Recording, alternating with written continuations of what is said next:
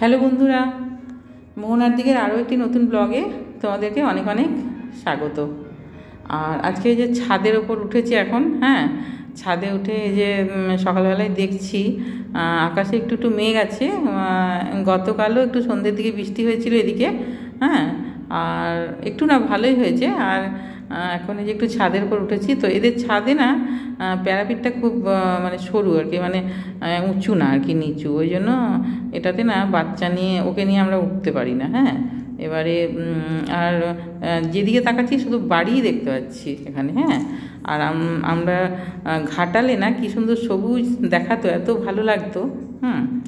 তো যাই হোক, আর সকাল সকাল এই যে আলু ভাজা একটু বানিয়ে নিচ্ছি সকালের জলখাবারের জন্য। আর পরোটা, ওই আটা মেখে ওই কয়েকটা পরোটা বানিয়ে নিচ্ছি, 3-4টে বানিয়ে নেবো, দুজন খাবো তো। এবারে বাড়িতে আমি মোটামুটি ময়দাটা আমাদের ব্যবহার একদমই হয় না, যদি না কোনো কিছু মানে স্পেশাল কিছু বানানো হয়। তো আটার পরোটাই, আমরা আটার রুটি পরোটাই খাই আর কি। তো এই যে, আর মেয়ে এদিকে চা বসিয়ে দিয়েছে।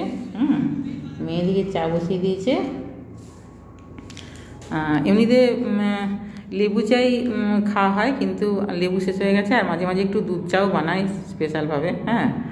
আর এই যে মাছ নিয়ে নুন হলুদ মাখিয়ে রেখেছি, সবজি কেটে রেখেছি মাছের ঝোল বানাবো বলে। মাছ ওই বাড়িতেই একজন দিয়ে যায়। সবসময় বাজারে যেতে হয় না, এটা একটা বিরাট সুবিধে। আর এই যে মাছের জন্য জিরে, ধনে আর মৌরি এগুলো গোটা, এগুলো বাটা হবে। আর আদা রসুন পেঁয়াজ এগুলো তো আছে, লঙ্কা এগুলো আছে। আর মাছটা এই যে তেল গরম করে মাছটাকে ভাজতে দিয়ে দিয়েছি। মাছটাকে একটু লাল লাল করে ভেজে নিতে হবে। আর আজকে যে মাছের ঝোলটা আমি বানাবো সেটা একটু আলাদা রকমের, স্পেশাল মাছের ঝোল হবে এটা অ্যাকচুয়ালি আমি এই মাছের ঝোলটা শিখেছিলাম বর্ধমানে, যখন আমার হাজব্যান্ড পোস্টিং ছিলেন তখন। মানে ওখানে যে পাশের বাড়ির দিদি, উনি আমাকে মাছের তরকারিটা একদিন দিয়েছিলেন। তো আমি কিছুতেই বুঝতে পারিনি যে এটাতে কী মশলা দেওয়া আছে। তো ওনাকে আমি জিজ্ঞেস করেছিলাম, তো উনি বলেছিলেন যে মোটামুটি শিলপাটায়, তখন তো সবাই শিলপাটাই বেটে নিত, মানে তখন তো মিক্সি সবার বাড়িতে ছিলও না। এবারে মোটামুটি জিরে, গোটা ধনে, লঙ্কা, তারপরে হচ্ছে বিশেষ করে মৌরিটা, এখানে মৌরিটা কিন্তু লাগবেই। মৌরিটা কিন্তু এখানে এই রান্নাটাতে স্পেশালি মৌরিটা লাগবে। আর তো দিয়ে ভালো করে মিহি করে বেটে এই রান্নাটা করতে হয়। তো সেই তখনই আমি শিখে গেছিলাম মাছের ঝোলটা বানানো। আর পাতলা করে একটু মাছের ঝোল হবে, অসাধারণ খেতে হয়। তারপরে এইভাবে মাছগুলোকে প্রথমে ভেজে আমি এই যে তুলে নিচ্ছি।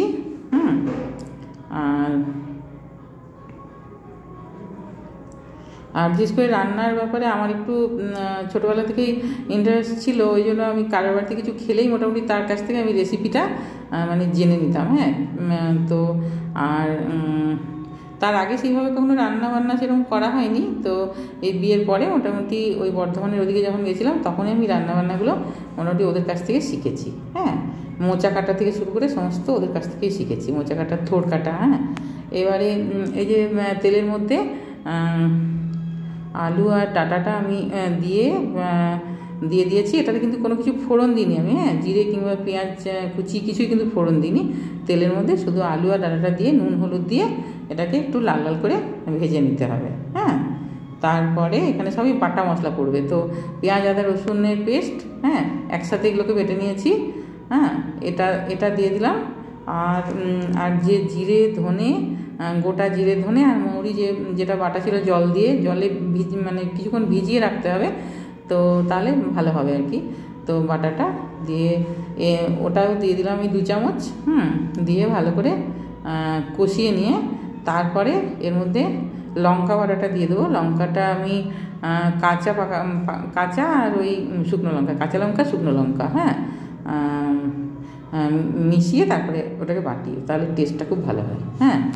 আর এটা এই মশলাটাই শুধু পড়বে, আর বাকি কিন্তু এখানে কোনো কাশ্মীরি লঙ্কার গুঁড়ো টুড়ো কিছু দেবো না। এটাতে শুধু ওই বাটা মশলাই পড়বে। আর গরম মশলাও অন্য মাছের ঝোলে দেওয়া হয়, কিন্তু এটাতে গরম মশলাও কিন্তু পড়বে না। তো একটু জল দিয়ে আমি এই যে ভালো করে মশলাটাকে কষিয়ে নিয়েছি, যাতে কাঁচা গন্ধ, মশলার কাঁচা গন্ধ যেন না থাকে। তারপরে এটা একটু জল দিতে হবে, কারণ আলুটা একটু বড় বড় করে কাটা আছে, তো আলুটা একটু সেদ্ধও হতে হবে। তারপরে এই যে ঝোলটা ফুটে উঠেছে, তখন মাছ ভাজাগুলিকে ছেড়ে দিলাম। এবারে মাছ ভাজাগুলি ছেড়ে একটুখানি আমি চাপা দিয়ে দিয়েছিলাম। চাপা দিয়ে দিয়েছিলাম মিডিয়াম আছে ওই 10 মিনিট মতো। তারপরে ঢাকাটা খুলে এই যে মোটামুটি এটা হয়েই এসছে।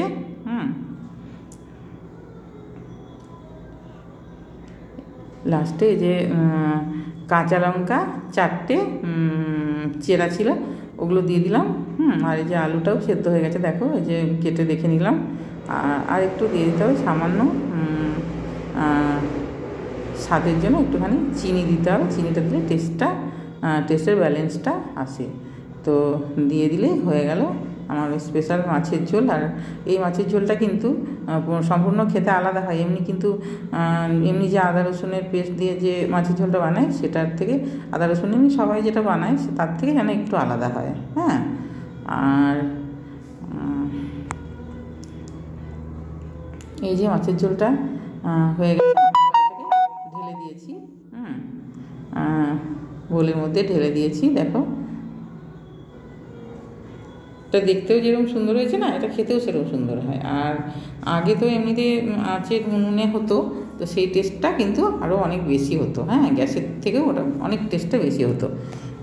তারপরে আমি এই যে পুঁই পাতার বড়া ভাজবো, তার জন্য পুঁই পাতার ভেতরে যে আলুর পুরটা দেবো, সেটার জন্য আমি এই যে একটু পুর বানিয়ে নিচ্ছি। তো তার জন্য আমি জিরে ফোড়ন দিয়ে তার মধ্যে পেঁয়াজ আদা রসুনের পেস্ট যেটা রেখেছি ওইটা একটুখানি দিয়ে দিলাম।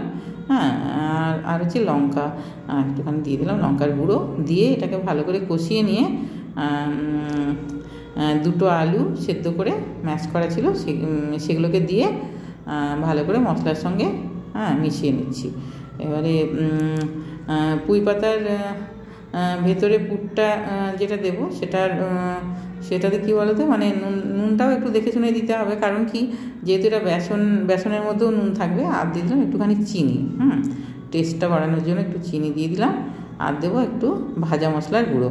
ভাজা মশলার গুঁড়ো দিলে কী হবে, পুরের যে মানে সুন্দর একটা গন্ধ বেরোবে পুরটা থেকে, তাহলে মানে পুঁই পাতার ভেতরে যখন ওটা থাকবে না, তো বড়াটা খুবই টেস্টি হবে। তো এইভাবে এটা লাল লাল করে ভেজে তারপরে এটাকে একটু আমি এই যে ঠান্ডা হতে দিয়ে দিচ্ছি। এটা যতক্ষণ ঠান্ডা হচ্ছে ততক্ষণ। আর এই যে তারপরে আমের চাটনিটা বানিয়ে নিচ্ছি। আমের চাটনিটা আমি একটু বেশি করে বানিয়ে রেখে দিই, তাহলে কী হয়, রোজ রোজ বানাতে হয় না। মোটামুটি 6-7 দিন মোটামুটি ফ্রিজে এটা রেখে দিলেই হয়ে যায়। আর আমি এটাতে না একদম জল রাখবো না, মানে একদম এই যে প্লাস্টিক চাটনির মতো এরকম বানিয়েছি। এটা রেখে দিলে মোটামুটি 7 দিন 8 দিন হয়েই যায়। আমরা তো দুজনই মেম্বার, এবারে হয়ে যায়।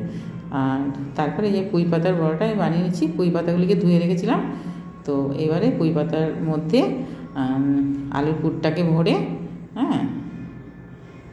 আমি কয়েকটা বানিয়ে নিচ্ছি। তারপরে আমি ওই বেসনের যে ব্যাটারটা বানিয়ে রেখেছি, নুন হলুদ আর একটু জিরের গুঁড়ো দিয়ে সেটা বেসনের ব্যাটারটা মোটামুটি এমনভাবে বানাতে হবে যাতে পুঁই পাতার গায়ে মোটামুটি ব্যাটারটা লেগে থাকে। তা না হলে যদি অনেক বেশি জল দিয়ে দাও না, তাহলে কিন্তু এটা ঠিক হবে না। তো এইভাবে আমি যে পুঁই পাতার বড়াগুলো বানিয়ে নিচ্ছি। এটা আমি আগেও বানিয়েছি। আমি আমার আগের অন্য ব্লগে তোমরা দেখে নেবে, এটার রেসিপিটা আছে। তো এইভাবে বানিয়ে নিলে গরম গরম খাওয়ার আগে খুবই টেস্টি হয়। আর আমি 4টেই বানাচ্ছি, বেশি বানাবো না, কারণ অত খেতে পারবো না দুজন মিলে। এবারে হচ্ছে বাকিটা আমরা পরে বানাবো, রাত্রে বানাবো খাওয়ার সময় গরম গরম। তো ওই জন্য 4টেই বানাচ্ছি। আর বেশ এগুলোকে একটু কম আছে লাল লাল করে ভেজে নিতে হবে। আর এই যে হয়ে গেছে পুঁই পাতার বড়া, পুর ভরা পুঁই পাতার বড়া। আর এদিকে আমাদের রিক্সোনাকে এখন জোর জবরদস্তি ভাত খাওয়ানো চলছে, মানে সে কোনো মতেই খাবে না। আর ভাতটা মানে একেবারেই এখন আর খেতে চাইছে না। হ্যাঁ, তাকে যে ফোন টোন দেখিয়ে মানে অনেক ভুলিয়ে ভালিয়ে তাকে খাওয়ানো হয়। আর একটু তো খাওয়াতেই হবে, হ্যাঁ, সেই জন্য আর কি। আর অন্য কিছু খায় কিন্তু ভাতটা খেতে চায় না। হ্যাঁ, তারপরে যে আম খাওয়ানো চলছে আবার ভাত খাওয়ানোর কিছুক্ষণ পরে। হ্যাঁ, এইসবই মানে। আর এই দেখো নিচে মাটিতে ফেলে কীরকম করছে।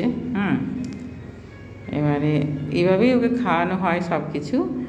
আর তারপরে যে আমাদের জন্য ভাত বেড়ে নিয়েছি, রবিবারের স্পেশাল মেনু। এবারে রবিবারের স্পেশাল মেনু মানে সবসময় যে চিকেন মাটন হবে তা নয়, কিছু ভালো ভালো রান্নাও করেও রবিবার দিন খাওয়া যায়। হ্যাঁ, সবসময় চিকেন মাটনই হবে সেরকম ব্যাপারটা নয়, আমাদের কাছে নয় আর কি। এবারে স্পেশাল মাছের ঝোল। তো তোমরা অবশ্যই এটা বাড়িতে ট্রাই করবে। মৌরি দিয়ে যে মাছের ঝোলটা হয় না, সেটা কিন্তু খুবই টেস্টি হয়। হ্যাঁ, আর আমার ব্লগটা যদি তোমাদের ভালো লাগে তাহলে অবশ্যই একটা লাইক দিয়ে দিও। সবাই খুব ভালো থাকবে, দেখা হবে আর কি নতুন ব্লগে। বাই।